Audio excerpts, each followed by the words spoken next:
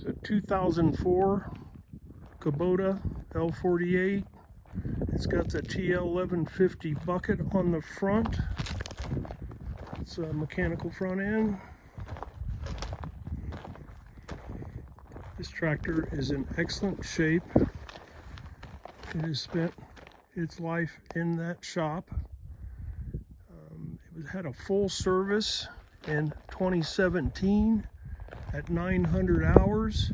It has 929 hours on it.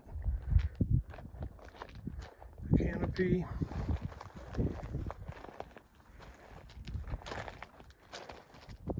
The BT 1100 backhoe.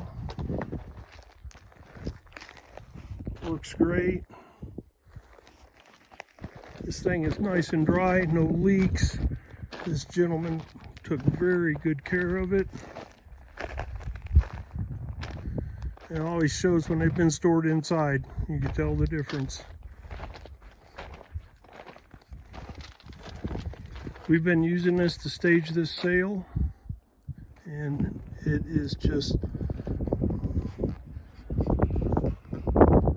$9.29. Now our meter does work. This will be at our sale coming up July 7th and 8th. Be cash and good local check only. Internet service out here.